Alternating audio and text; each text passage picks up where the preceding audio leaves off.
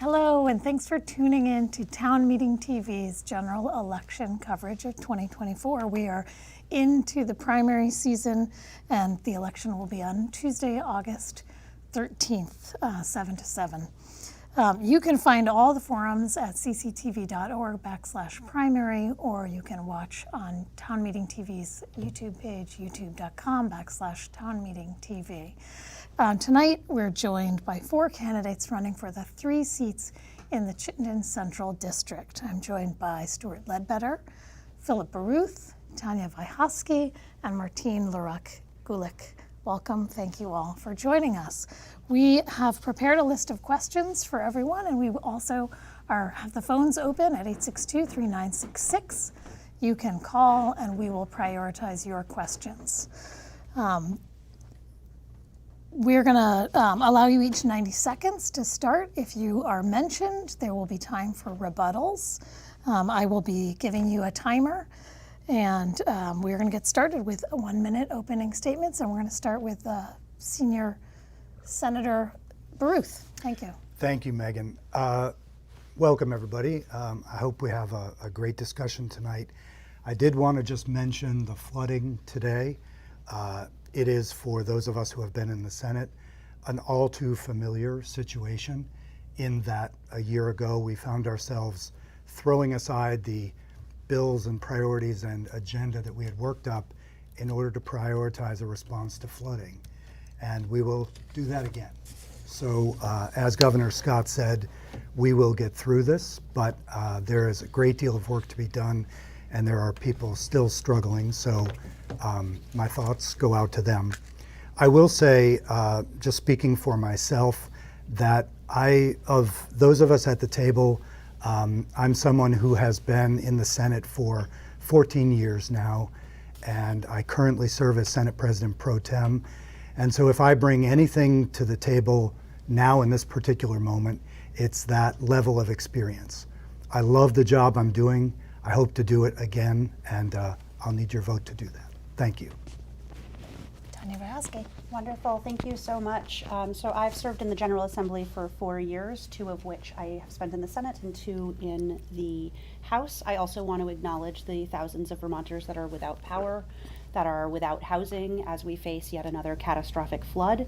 And what I've come to realize in my time in the Senate, coming from a space of growing up in a single parent working class home and really feeling like the government wasn't structured to work for me, is that it's really important to have the voices of those closest to the issues facing us. I'm a renter, one of 2 in the Senate, and that's because I can't afford to buy here, so I'm deeply aware of the affordability crisis that is facing us because it's facing me too. And so I bring my experience in the Senate, my experience in the House, as well as my experience as a clinical social worker and a Vermonter who struggles to afford to live here, to trying to make the world better for Vermonters. Great, thank you so much. Senator Gulick.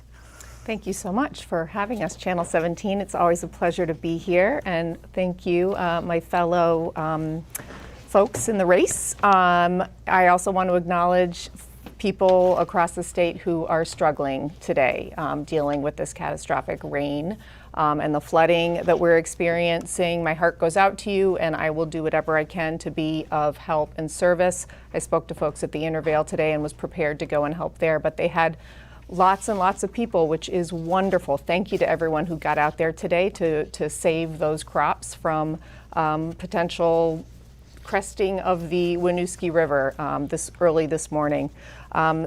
I am proud to be running in this district. I grew up in South Burlington. On the other side of the Lime Kiln Bridge, so Winooski was always home for me, coming from a French-Canadian family. I taught in Essex for many, many years at the high school and was a librarian at the tech center in the high school as well, and I've been a senator for 1 term. Great, thank you so much. And Stewart Ledbetter, you're the newcomer in this The new kid on the block. Yeah, that's right. welcome. Hi, everybody. I'm Stewart Ledbetter. As many of you know, in February, I wrapped up a 41-year career in broadcast news and political journalism. I know I've met many thousands of Vermonters visiting every community in our state. For the last 20 years, I covered the legislature intensively. So I know the players. I know how the place works, and I'm ready to go. I have lived in this Senate district for 35 years now, and I know that we have some very serious challenges right now, very serious. We have a housing market that does not work for many, many thousands of Vermonters. We have unsustainable trends in healthcare, and the property tax increases that we are seeing mailed home this month, we know are totally unsustainable. And of course, as we all saw last night, Vermont is facing the wrath of climate change, and our efforts to reduce carbon emissions cannot wait any longer. So that's where we are right now. I'm a Democrat. I look forward to our conversation tonight, and thank you for tuning in. Great. Thanks, everybody, for those opening statements. We're going to jump right into the questions that we have prepared. And the first one is on property taxes and education. And as I read it, you'll be able to read it on the screen as well. This year, many Vermonters will see a double-digit increase in their property taxes, and nearly a third of school budgets failed on town meeting day. How will you approach education funding reform and property taxes for the coming fiscal year? And we'll start with you, Tanya. Thank you. So first and foremost, I want to say that I recognize that double-digit increases every year is not sustainable, and we absolutely have to do something. I have long advocated that we shift away from the property tax as a method for funding education and instead move to a fully income-based system where everyone is paying their fair share into the system. This double-digit increase is a confluence of many things: the loss of federal funds, healthcare increases, increase in needs, and lack of investment in infrastructure.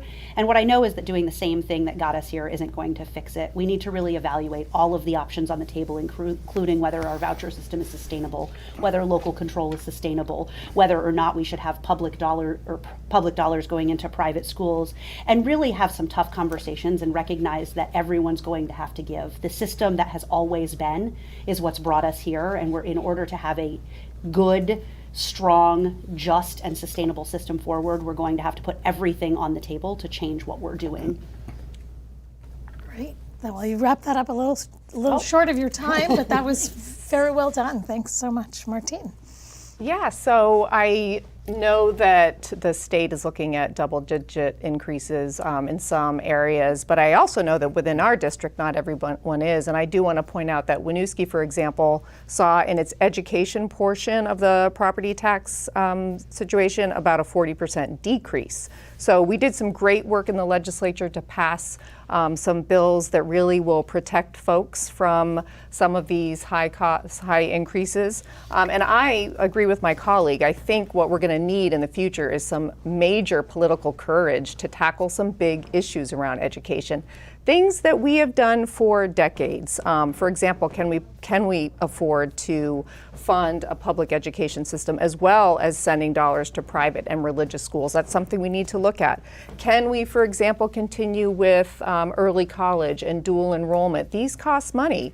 I do want to point out that I was really proud of some of the work that we did this year around a bill that will allow for boards of cooperative education services. And this bill will allow us to work in larger areas of the state to combine forces, to share resources. And this is going to be huge for the state in terms of bringing down costs and in terms of efficiencies and, frankly, just collaborating beyond our school districts. Great. Thank you so much. And Stewart, the same question to you on property taxes and education. Well, as I've gone door to door in this new campaign, it's frankly the number one thing you hear. When I ask people what is most on your mind about living in Vermont this year, it's the increasing cost of everything, and property tax bills are being mailed home. Burlington has theirs. We don't have ours in Winooski quite yet, nor in Essex, to my knowledge, but they're on the way, and they're going to be painful. The legislature has ordered creation of a commission, a study group, if you will, and their charge is to take a really hard look both at how we finance public education in our state and how our public education system is structured. It's not either or, it's both. That is an incredibly complicated charge. But it's clear that we cannot have 14% property tax increases year over year. And we're facing the possibility of at least that high a increase next year. So something's clearly got to give.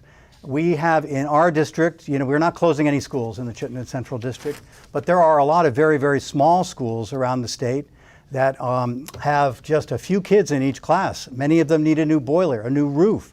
So we're going to have to figure out how we finance education. Maybe we do go to an income-based system, a simpler income-based system. Maybe we have to close more schools and bus more kids. This is up to the new commission, and it's going to be a tough conversation. Great, thanks so much. It is a hard question to answer in 90 seconds. I do want to recognize that. Property taxes and education. Senator Baruth. Thanks. So what I would say is in Vermont, we have local control over budgeting. And what that means very literally is your school board creates your district's budget. Once they've done that and the voters have passed it, it gets sent to Montpelier and we pay the bill. So when all of those school boards have created the aggregate bill, we pay that bill. This year, instead of paying that amount, we worked like dogs and we brought it down $70 million. So we reduced what voters agreed to by about a third. That was, I think, excellent work. Clearly, it's still, though, a major spike in property taxes. I've been looking at, and I'm getting more and more behind the idea of what is known as an allowable growth percentage. And what we would do is have a level in the budgeting system over the local budgets. So there would be an allowable growth percentage. If you need to exceed that level, you would have to go past a board who would have the right to say yes or no to that, in the same way that the Green Mountain Care Board does with rise in hospital spending. So if we do that, it's giving up a certain measure of local control, but what it's doing is making sure that there's, at the end of the day, there's the ability to say no to spending that just strikes Vermonters as amazingly high. Great, thanks so much. We're going to move on. We're going to stay in the realm of taxes, and we're going to move on to a question around some tax initiatives that were proposed by Democrats in the House this year. So the Democrats in the House proposed new taxes on the state's highest earners and largest assets, including an increased income tax on earners over $500,000, an increased property transfer tax on properties over $750,000, and an increased corporate income tax. Do you support raising taxes on high earners and wealthy Vermonters? So there's a lot there, again, to talk about. And of course, those taxes would go to pay for beyond education. That's above and beyond the property taxes. Martine, Senator Gulick. Sure. Start with you. Yeah, thank you. Vermont is facing unprecedented issues, as we've all been mentioning over the past few days. And I kind of want to answer the question with a question, which is, what are we going to do about these unprecedented issues? The opioid crisis, housing, climate change. We can close our eyes and hope they go away. We can continue to complain about the situation, or we can act. What we can't do is we can't tax folks who simply don't have the money. We can't ask our most vulnerable folks to pay more in taxes. We can ask folks who have the resources and the wherewithal to pay more. This is not a new idea. We've had a progressive tax structure in our country for decades.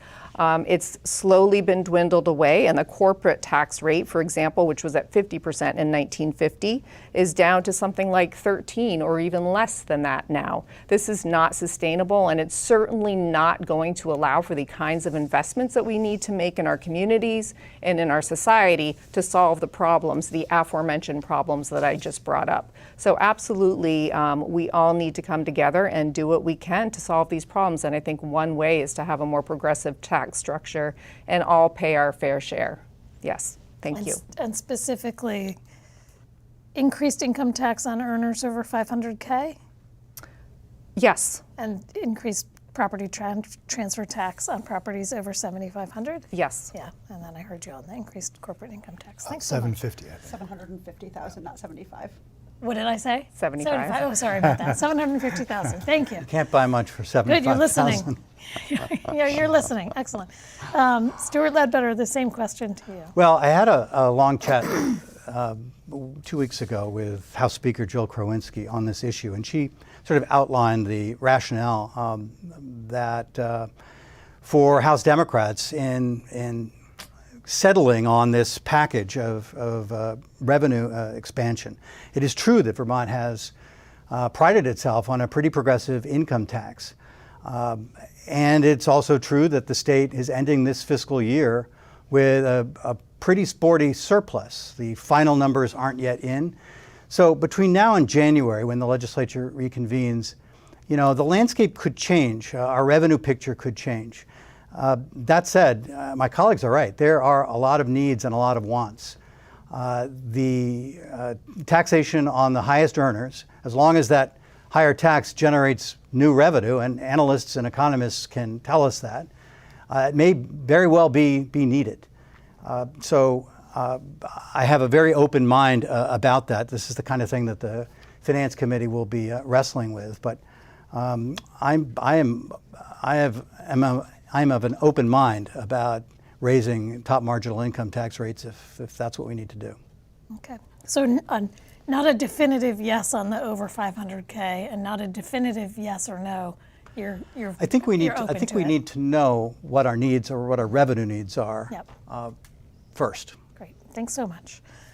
Philip Baruth. And I guess I'm going to a similar place, but from a different direction. So let me just go back to this past year. So the House sent 3 bills that had large tax packages attached to them. I was very skeptical from the beginning, and I tried to communicate to them that feeling. And my reasoning was, we knew in December that the property tax at that point was around 18 to 20%. It was clear that no amount of maneuvering was going to get it out of double digits. No amount of responsible maneuvering. So we were going to have a double-digit tax increase. And then I'm not sure if people remember, but last year we passed a historic child care package that had a payroll tax to fund it.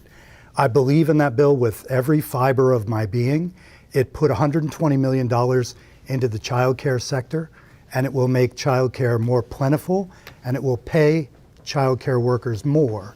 And all of those things will expand our workforce. But with the new payroll tax and with the property tax spike that we were going to see, I did not think it was the year to raise those kind of other broad-based taxes. And so that's where I am on it currently. Like Stewart, as the situation changes, I will be watching and amending the way I feel. Great. Thanks so much. And we will move on to Tanya.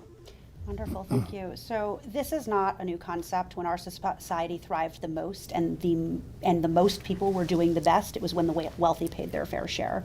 I've advocated for this year's bill and will continue to do so. Massachusetts passed a similar bill, and yes, Massachusetts is much bigger than Vermont, but in the first 6 months they saw almost $1 billion in revenue. We're at a point in time where more than 50% of Vermonters can't afford a surprise $500 bill, and in budgeting this year we said we can't continue to house people because we can't afford emergency housing, and we can't give our designated agencies the increase they need to maintain services, and we can't fully fund our public schools. And I don't see at this point in time, when we're budgeting and making cuts on the backs of those who are struggling the most, that we can do anything but raise taxes on those who have the most ability to pay. Certainly, I understand that my grandparents live in Vermont, and my parents pay their property taxes because they live on a fixed income in a house that keeps skyrocketing. And I understand there are people that can't pay those taxes, but I also know that we live in a state where there is wealth and where people can pay their fair share into the system so that every Vermonter can thrive. Great, thank you so much. We do have a call, is that right? I'm a little distracted by the phones here, sorry about that. I'm gonna see what I can do here, answer this phone. Hi, welcome to Town Meeting TV. You are on the air. Give us your name, where you're calling from, and your question, please. My name is George, and I'm calling from Winooski, and I have sort of a 3-part question. Great, welcome. I've been a Democrat all my life, and I want to know if each of the candidates is really a Democrat or something else. Thus, my question is, and if you win the Democratic nomination, will you run as a Democrat first in the general election? If you lose the nomination, do you tonight pledge to support the Democratic nominees, or will you instead try to run as a progressive or under some other label in November? A lot of us Democrats look forward to a very clear answer on this question. Thank you very much. Great, thanks so much. That's the infamous George Cross. So I'm gonna start with you, Stewart, because that's the order that we're in on this round of questions. Do you consider yourself a Democrat? Will you run as a Democrat? And will you support those if you are not chosen in this primary? Yes, yes, and yes. I am a Democrat. I'm nothing other than a Democrat. I have given money to the Vermont Democratic Party. I have, in fact, signed a contract saying that I would do none of those things that your caller alluded to in the question. I think, and I have heard some resentment from some Democrats in our district on this question. But you know, for me, I'm a Democrat. I'm a mainstream Democrat, and I will do nothing else. Great, super. And Phil Baruth? I'm a Democrat, always have been. Bill Clinton used to say of his grandmother that she was such a Democrat, she thought when she died she was going to Roosevelt. And I would kind of put myself in that category. With that said, I run, once I move through this, I will hopefully be also endorsed by the Progressive Party. I have great respect for the Progressive Party. And a D/P is my identity, a Democrat first. But I also am affiliated with the Progressive Party, and that describes me most accurately. So I will not be doing what George said, that is somehow dropping the D, but I will be adding the P, and I've done that the last 3 or 4 elections. Thanks so much. And Tanya? I am running in the Democratic primary, as I always have, and I also run as a fusion candidate. I run as a progressive Democrat. I caucus with the Democrats in the Senate, and feel very strongly that we have an amazing system in Vermont that moves slightly closer to a parliamentary system where we can have multiple viewpoints in the same caucus and tease out those fine differences. But yes, I will be continuing to run as a Democrat in the general. I will not be dropping the D should I win the Democratic nomination. Great, thanks so much. Yeah, I'm a Democrat as well, and I have to say that after Trump got elected, I had a real strong sense of the left really needs to unite against tyranny, and I made a commitment to myself to regard whatever my label would be, that I was going to work on fighting against tyranny and fighting for democracy. And so yes, I am a Democrat, but I would always be a Democrat. I would never consider running as anything else. I also get frustrated and saddened by the labels that we place on people. This world is not binary. This world is gray, and it's complicated. In the Senate, we all have to work together, whether we're Republican, whether we're progressive, whether we're Democrat or a fusion candidate. We all have to work together. We are 30 people. And so I think it's important to look at us as individuals and at what we've done in our communities, the work that we do, and what we bring to the table. Great, thanks so much. Thanks for the call, and we have another call on the line, so I'm going to go ahead and push this button and see. Hello there. If you could go ahead and turn your TV down, and we will hear from you as soon as you are ready to tell us your name, where you're calling from, and what your question is to all the candidates. And please direct the question to all the candidates. I'm sorry, you're ready now? Yeah. Oh, okay. Yes, my name is Perry. I'm calling from Burlington. And actually I have one comment and one question. So my comment is about the property tax bill. We just got our bill, and it's up 12%. It's just crazy. I'm beyond livid at this point. Our taxes keep going up year after year.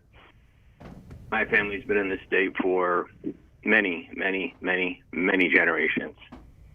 And it's at the point where, I might say bye. It's just crazy. I don't know what's going on down in Montpelier, but somebody's got to get a hold of this thing. And your question? So that's my comment. Okay, yeah. My question is, it's more about taxes. There is a lot of wealth in the state, and a lot of our taxes, like the child care bill, is a payroll tax. there are many people in the state, thankfully they choose to live here for us, that either are retired or don't need to work for some other reason. They have income. A lot of our Can you get to your income question? comes from taxes. Yep. Pardon me? Can you get to your question? So, yeah. So the question is, how come we don't do more to? Not that I want to tax everybody in the world, but include these people in these taxes when they don't work. It all falls on the working people, not the people who live here who don't work. That's my question. All right. Thanks so much. Thank you. Bye bye. Yep. Hang up. So I think we're hearing that frustration around property taxes up 12%. How do we leverage taxes on people that are not paying their fair share? So I'll start. This is a long discussion and it's a complicated discussion. There have been proposals over the years to tax, for instance, trust funds or capital gains or other ways that people have of realizing income. The Blue Ribbon Tax Commission that was around some 10 or 12 years ago, they had some recommendations along those lines. Usually in my thinking, it gets around to what Tanya was talking about earlier, which is an income-based system for paying. And I think it's fair to include in those income sources all your sources of income. So that's one of the silver linings of moving to the income tax. There are some problems with an income-based system, or honestly, we would have already done that. Some people believe it's a more volatile way of funding the system. But with that said, we've got, as Stewart mentioned, this Commission on Public Education in Vermont. They've been impaneled, and there's a steering group of 6 people. I just finished appointing those members. Their job is to look at education financing and taxes and to come back with a recommendation next year for us. So I picked some excellent people. They can now lean on other experts, and we will see what their proposal is. As I said earlier, the allowable growth percentage is something that I would be in favor of. Great. Thanks so much. And Tanya? Wonderful, thank you. I do want to thank the caller for pointing out that there is wealth in this state and income that can be taxed that isn't being taxed, and would certainly support including capital gains in an income-based education tax. I also think another piece, and the Tax Commission actually in their last study, which was quite a while ago now, actually pointed to the income-based tax being actually less volatile than the property tax, which I think we're seeing now with these rises in property tax, and certainly it's less confusing. You don't have to rely on common levels of appraisal and all kinds of really confusing factors that go into the formula for taxation. The other thing I think is important to look at here is that we have an incredibly blunt mechanism for property taxation. We have 2 categories, homestead and non-homestead. And in places where they're able to fine-tune and have everybody pay their share more fairly, they have much more tax categories. Hawaii, for example, has 12. And so they're able to fine-tune, is that an accessory dwelling, or is that a corporate rental? Is that your parents' home that you bought so they can live there, or is that a business that you're running? And therefore they're able to fine-tune and really make sure people are paying in a more fair way. And one bill that we passed last year out of Government Operations, the committee I'm vice chair of, was a bill actually tasking the Tax Commission to come back to us with the expanded tax categories that would be needed to tailor in and fine-tune those taxes more so that people are paying more fairly, and we can ease the burden on the people who really cannot afford to pay more, and ask those that are not paying their fair share now to pay more. So I think have a lot in the hopper to try and get at exactly what the caller's talking about, which is that there is income that isn't being taxed fairly. Great. Thank you so much. Gulick? Thank you. I would agree with my colleagues on everything that was just said, but I would also just add to the discussion a little bit to start by saying not funding our schools is not an option. It is a constitutional dictate that we educate every child in the state of Vermont with an equitable education. So we can't just say, we're not going to do it. I think we need to ask ourselves, what does it cost to educate kids in the state of Vermont? What is the importance of education to our democracy, to Vermont, to our communities? And how are we going to get there? I have worked in education my whole life. I understand the system more than ever now, having been in the Senate for 2 years and having been vice chair of education. I have a whole bunch of ideas to propose. But again, we are going to have the political will in all of the areas of Vermont to make some hard decisions. And I'm ready to do that. I hope others are as well. But I also want to just bring up that our current tax situation is partially due to the fact that we've been buying down tax rates over the last couple of years with COVID money. You know, these bills come due eventually. We can't keep kicking the can down the road.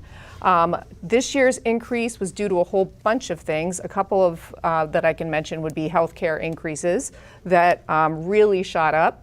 COVID money that ended, the fact that in 2007 we stopped funding our school buildings. We have the second oldest stock in the country. Our kids are not going to school in gilded palaces. They are structures that are falling apart, and this is a problem. Thank you. Thank you so much. And Stewart? Well, it appears that this year we're going to eclipse New York and become the state with the highest per pupil spending on education. So that's why the other charge from this new commission is important, to look at whether it's time to restructure our schools. Are there efficiencies? Are there administrative costs that we can eliminate? Do we need as many superintendents as we have now? Is it fair to kids to keep a school that has 40 kids and you know, across grades open any longer? That's a hard conversation, but there's some real money there. On the revenue side, you know, you can go to an income-based system, but you know, you still have to capture revenue that is paid now by non-homestead payers.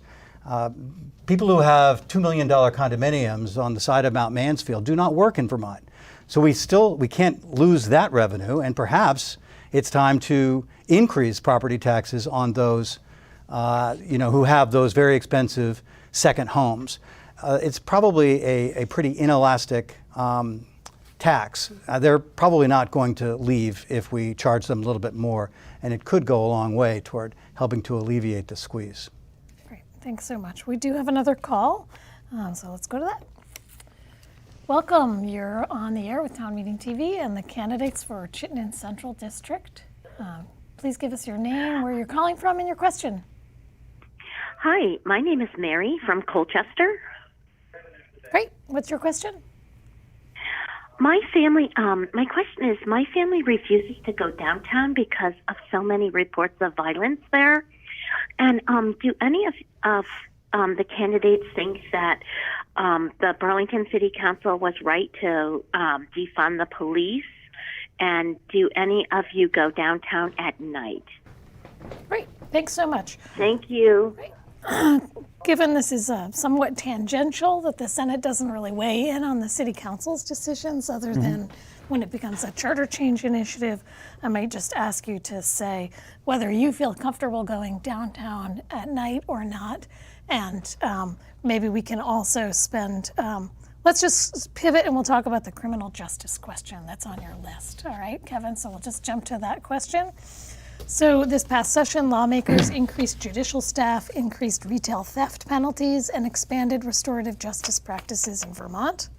What are your priorities to advance public safety and criminal justice reform? And we'll just give you a smidge more time to say, do you feel safe going downtown? And we are going to start with you, Stewart. Well, downtown is shaky right now. I don't think there's any question. I've lived in the Burlington area for 40 years, seen it ebb and flow. Right now, I can understand where the caller's coming from. I've heard that as well when I have gone door to door. I still do go downtown. I still feel safe, but I'm a guy. I'm not saying that everybody else should or admonish anyone who doesn't. We have lost a lot of police officers downtown, and that may contribute to this. It's a tourist town. But regardless, it is too important to let language. Downtown Burlington is a hugely important economic driver for northern Vermont. It's a hugely important tourist magnet for Vermont. So whatever the cause, we have to fix this. the question about criminal justice. Priorities to advance criminal justice Yeah. reform. Well, we have a huge backlog in the courts that mushroomed during the pandemic. I know the legislature has tried to give the judiciary a little bit more. I've talked with public defenders just in the last couple of days who say they can't even get people to apply for some of these job vacancies that might, when filled, help with respect to prosecutors, PDs, even judicial staff, court reporters. But we need to hold offenders accountable. I don't think that there's any question about that.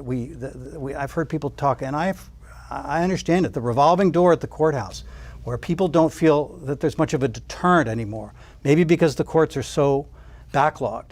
I think until we can fix that, a lot of people in this community aren't going to feel terribly safe. And I think we have to fix it. Great, thank you. Philip Baruth. So I do go downtown all the time, and I will say that two things can be true at once. It is true that there are problems in the downtown area. Retail theft is a real problem. Violence is a real problem. Drug addiction is a real problem. It is also true that some people in the outlying towns have gotten a kind of exaggerated picture of that.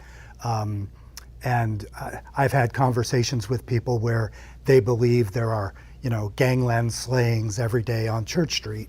Not true. But what I would say is this: in the Judiciary Committee this past year, we did look at retail theft penalties, and we increased them for retail theft under $900. That was done with a great deal of thought because we don't want to, unduly increase the number of people we incarcerate or detain. But on the other hand, there was evidence that a small number of people were driving very large retail theft in the Burlington area. So I heard that loud and clear from the merchants on Church Street, and we tried to do that. The other thing is even more difficult. We did override the governor's veto on an overdose prevention site. I believe that will reduce needles that are scattered sometimes in areas where the public goes. It will reduce public drug consumption, and it will allow us to connect with those people and get them the wraparound services that they need. So those are two things I think we did specifically for places like downtown Burlington. Great, thanks so much. Tanya? Thank you. So first of all, yes, I was downtown last night, and I lived to tell the tale today.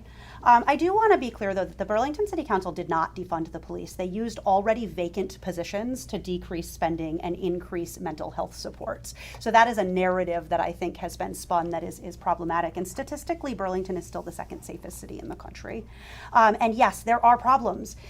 Statistically, it is still safer than it was 30 years ago. And we have a rising rate of homelessness, a rising rate of substance use disorder. And so for me, when I think about the best ways to respond to these things, it is investing in making sure that everyone's housed so that they don't have to have the worst day of their life in the middle of a public street. It's investing to make sure that people have immediate access to substance use care, to education, and to restorative justice. I think one of the key things, and we did pass a really critically important restorative justice bill, but I think we already know what works, but we have to make real investments in them and wait for those things to work. We have 50 years of experience that increasing penalties and putting more people in jail doesn't make people safer. We have the 5th highest incarceration rate in the world in the United States, and we are not the 5th safest country in the world. In fact, we're in the bottom 3rd. So what we know is incarcerating people doesn't make people safer. What makes people safer is making sure everyone has their basic needs met. And I think if we invest in restorative justice to heal the harms that are being done now, we can build towards a system where we can make sure everyone have their needs met and people feel safe in their community, and that we're following the data. 2 years or a year ago, we passed a data bill that's really meant to look at all of this data. Who is being incarcerated? Why are they being incarcerated? Who's being arrested? Why? And I think in all of it, we have to address racial disparity because that is a very real aspect of our criminal justice system. Thank you so much. And Martine? So it's hard to talk about safety, I find, generally in this country, just because of the amount of guns that are prevalent everywhere. It's a dangerous place, and we know what can happen at a grocery store, at a school. There's a certain amount of danger that is inherent in a society that is very tolerant of so many guns, and also a society that doesn't invest enough in mental health supports. So it's a tricky question in that it's a bigger question. Do I feel safe in Burlington? Yes. I love my city, and I go there multiple times a week. As someone who has been on the school board for 8 years, I've had to navigate the shutting down of our high school and then the move of our kids downtown into a Macy's building. And first and foremost in all of our minds was the safety of our children downtown. So that is something that has been very important to us as a school board and frankly as a community. Yeah, so I think we absolutely need reform around safety and around incarceration. As my colleague said, I was not a defund the police supporter, but I certainly did and do support major reform in policing in this country. Absolutely. It has to be done. So yeah, I would just say we all have a certain amount of I think we all need to show our support of downtown, show our love for the city, and go there when we can. That certainly will help. Great, thanks. So we're going to move back up to the question on housing, which we jumped over, talking about basic needs. And there are two questions here, one about emergency shelter, recognizing that emergency homelessness or houselessness is a little different than the ongoing need for housing. So we're going to start with this past session, Democrats in the House proposed spending an additional $100 million per year for 10 years on publicly subsidized affordable housing. This bill was not taken up in the Senate. Would you support this level of public investment in housing? Is our housing crisis due to regulatory failure or underinvestment? Again, 90 seconds to solve housing in Vermont. And we are going to start with, I think, Philip Baruth.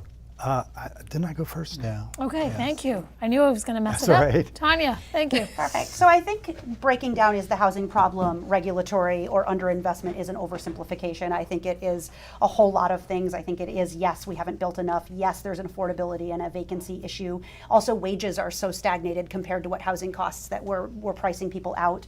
I also think we have to address the corporatization of housing and profiteering on a tight housing market. And the 30% vacancy, those are those second homes that sit vacant. We have the highest rate of that in the country. Yes, we have to invest everything we can in public housing, and the scope of this problem has become so big that I told Senator Sanders in his office last December that we're going to need federal help. We're going to need to leverage every bit of federal money that we can. And I've spent the last year connecting with lawmakers in Vienna, Austria, in Maine, and in California to look at a social housing model that has worked really well in Europe, particularly in Vienna and Denmark, and that Maine and California have both introduced, to really look at that type of public investment in housing that includes home ownership, because a lot of times when we talk about affordable housing, we're only talking about rentals, and home ownership is critically important to building wealth in this country. And if we only ever have affordable rentals, we're actually dooming people to cyclical poverty and not allowing them to ever get out and build their own wealth. So we have a lot to do, and I do plan, if I am reelected, to introduce a social housing bill that will really look at how we create organic, multi-generational, multi-income housing, which we know is the safest, the most community-centric, and the best way to move forward in creating strong communities and strong investment in housing stock. Great, thanks so much. Martine? Yeah, I mentioned the other night, and I'll say it again, both of my parents grew up poor, and neither of them got to go to college, so we didn't have that leg up right off the bat, but my father was very fortunate to benefit from the GI Bill, and we were able to buy a house with that, which is, as we've mentioned, a way to build wealth and a way to really give folks a leg up, and frankly to build a certain level of privilege over generations and generations. So it's hard to see what's happening right now in our state and the lack of affordability, not just in terms of low-income housing, but also missing middle housing. We need to increase our stock.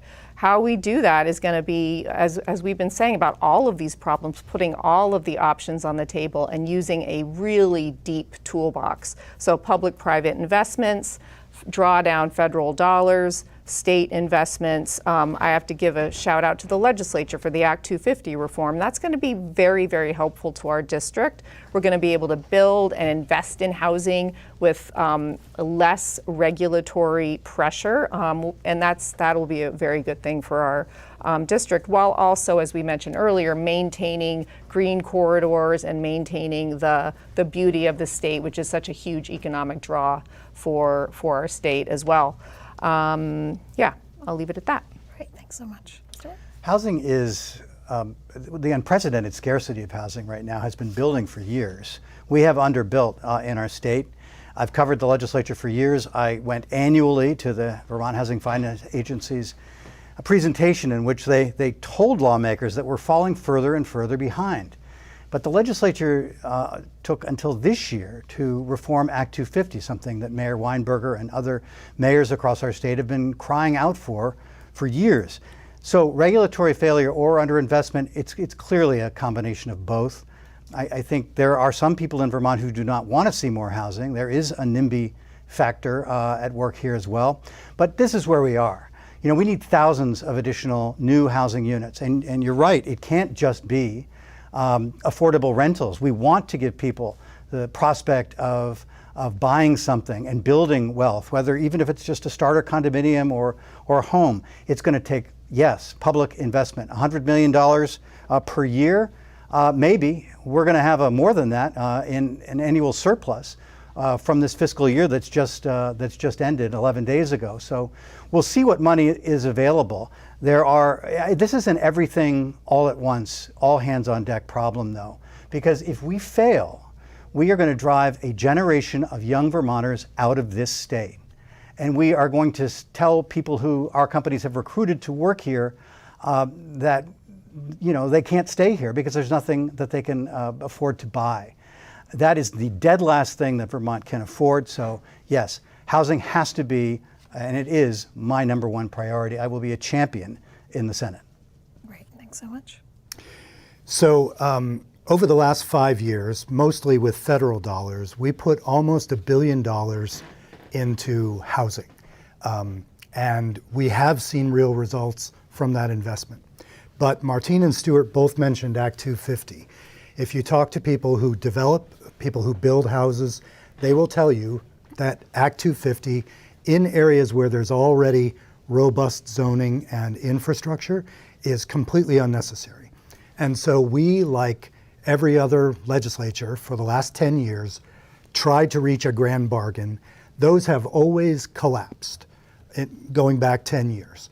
Every time they reach the finish line, they collapse, except this year. So we had an unprecedented buy-in from the environmental community and the development communities, the Chamber of Commerce, for instance. So when we passed our bill, the Chamber of Commerce called it a historic compromise.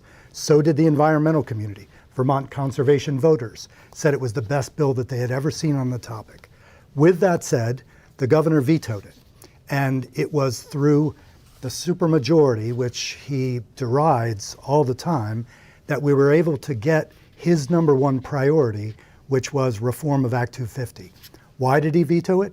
He wanted not a balance, but a bill that was almost entirely pro-development. What we did instead is a bill that will really help spur housing and that will add things like the road rule to prevent forest fragmentation. So to me, that's a balance. That's catching the unicorn. Great, thanks so much.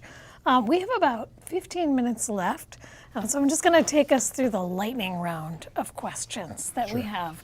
And this is really a yes or no question. We got it? Caveat that it Can could we- be under 10 seconds. It could be under 10 seconds. In the Senate, So we can let's- vote yes with explanation. Is You that can vote yes with you can vote yes with explanation, but keep it short. Okay. Should private schools be funded with public dollars? Tanya? No. Martine? No. Generally, no. I differ. Our system, and here's the explanation, our system has a very small number of approved independent schools that supply gaps where there are no public schools. So yes, in those cases, yes. Great. And Martine, we'll start with you. Do you support raising the age of family court jurisdiction? And give me a quick explanation of what that means. I would just say yes. I've spent my life working with children, and I don't want to incarcerate children, and we should avoid that at all costs. And raising the age means raising it to, because I know this was a big debate that happened. So if I'm putting you on the spot. I'm not in the Judiciary Yeah, Committee. go I ahead, believe Stewart. it's 21, right? Yeah. Maybe a little bit. I agree with, we don't want to saddle our kids who make a mistake with a criminal record, but you can go too far there, so maybe a little bit. Okay, great.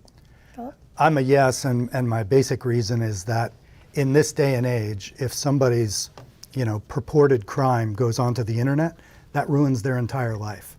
The judicial system for juveniles keeps that sealed. So I'm for expanding that to prevent that kind of lifelong damage for people that get accused of a crime. Do you have an age? Oh, I would say 21. 21. Okay. Yeah. So I'm a yes. I would actually say it should be 25. What we know is the brain science shows that hot cognition doesn't fully develop until one is 25 to 26, and I think we should follow the brain science to treat youth as their youthful brains demand. Great, thanks. Should biomass play a role in emissions reduction strategies? Should we burn? Wood, yeah. Yes, if that wood is sustainably sourced, which I think is the test that's allowed under the current clean heat standard. Yes, with explanation. I agree with Stewart on that piece. I would just say that we should be phasing it out as quickly as possible. Okay, Tanya? I would say yes as a transition, but not as a long-term solution. What they said, I agree with all three of them. I don't need to repeat it. Right. Yes, Yes, transition. Okay. Do you support overdose prevention centers? I think we heard from you on this. Absolutely, and we, as these two will tell you, we went through some extraordinary gymnastics and finally wound up with that, and I'm very proud of it. Yeah. Yes, I've been working on those since I was in graduate school. Right. Yes, it's a tool in the toolbox. It's where we are, yes, absolutely, yes. Did Governor Scott overstep his authority by appointing Zoe Saunders as interim education secretary? This is I'm asking you, Tanya. Yes, I think it will come as no surprise that I believe he did, and we'll wait to hear from the courts as to whether they agree. Yeah, that's right. Yes, I do believe he did. I was on the committee that interviewed the interim Secretary of Education, and it was a thoughtful and organized process. And at the end of the day, it was a 19-9 vote to not appoint the interim secretary, but the governor went ahead and did it anyway, and that is a problem in terms of balance of power in our government, absolutely.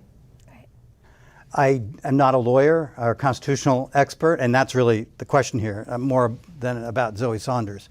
I think this is appropriately before the judiciary. That is why we have courts. They're going to resolve this once and for all, and that is as it should be.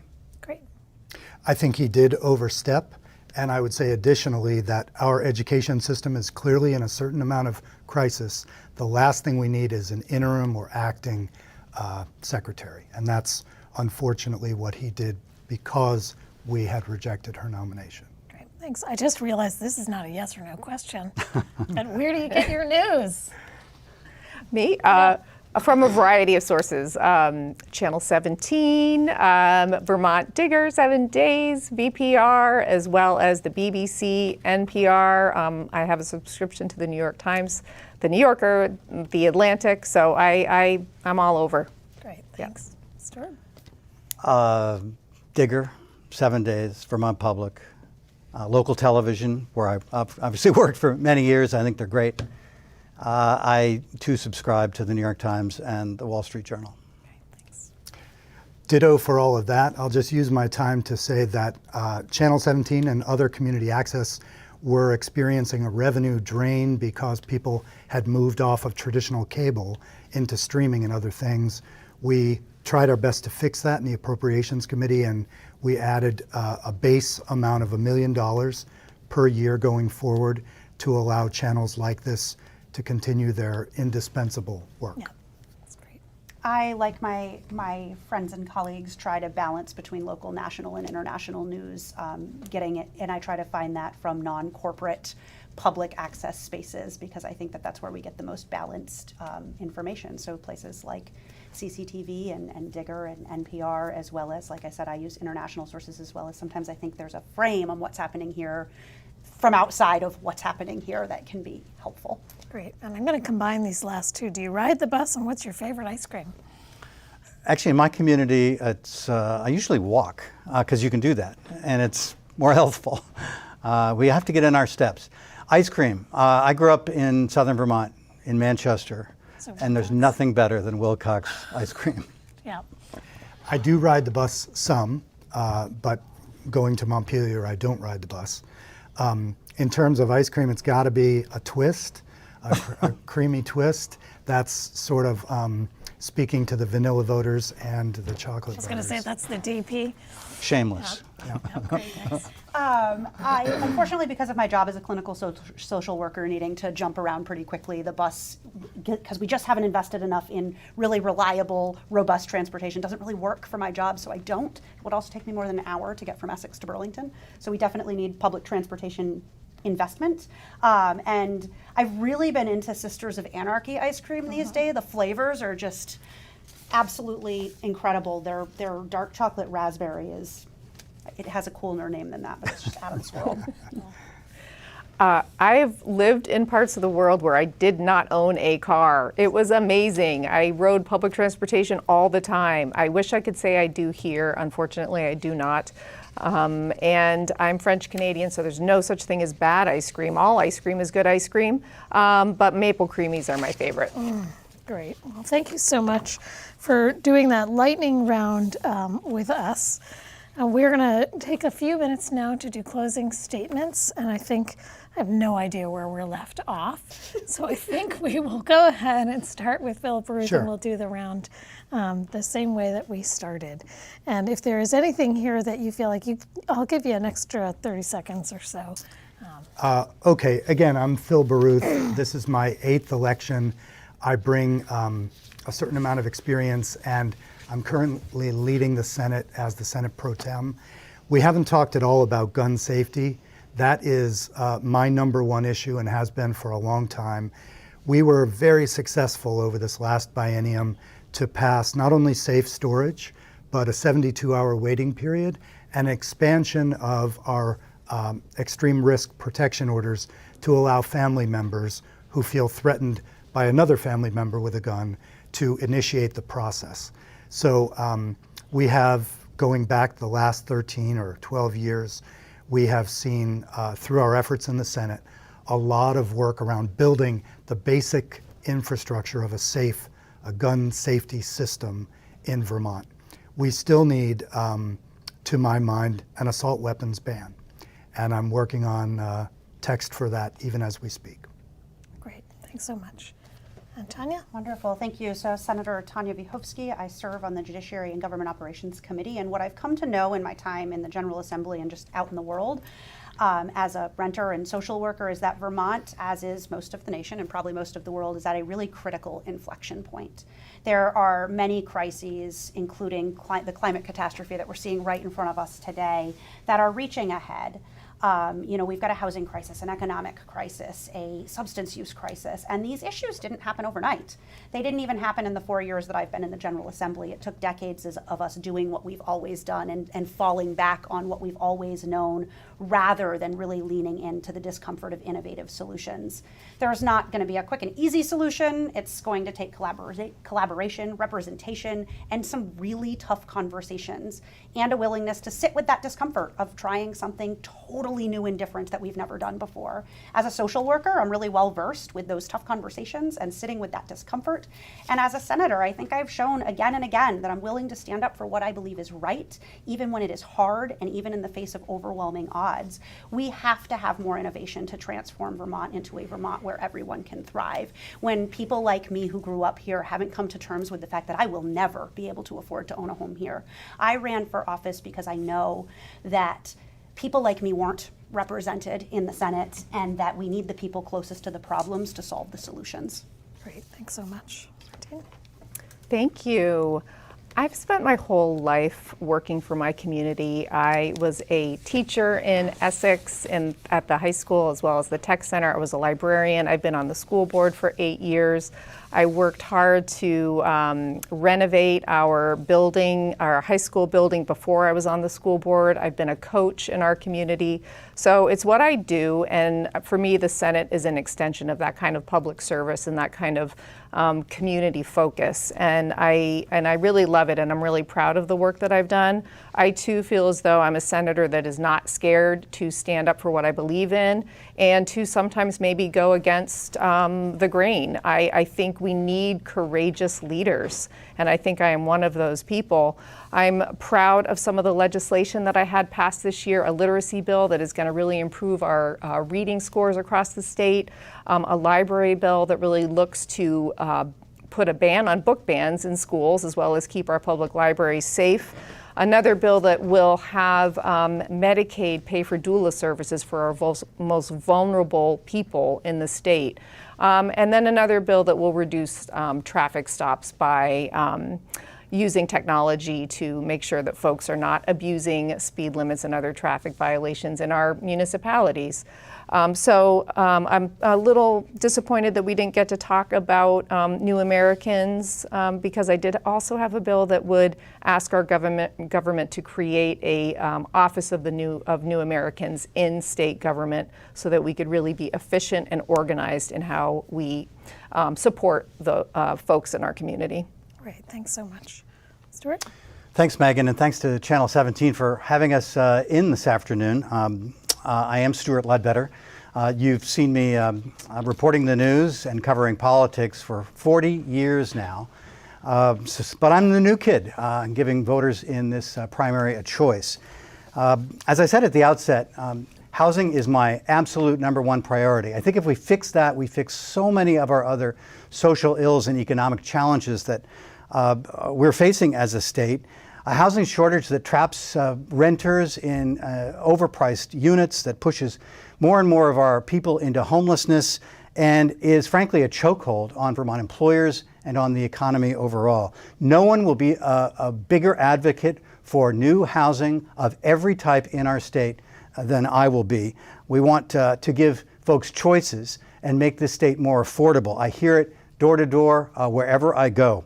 Please go to my website for more information about my platform. You can read about the many supporters that I have and what they say about me, and you can get in touch at any time. I am Stewart Ledbetter, and I'm asking for your vote. Great. Thank you all so much for joining us, and thank you all for watching Town Meeting TV. Don't forget, this is we're getting ready for the primary voting in August. That will be on August 13th. You can vote before then. You can vote early. Check in with your clerk's office. In Chittenden Central District, there are 3 seats up, and we have 4 candidates running. Thank you for watching, and have a good night.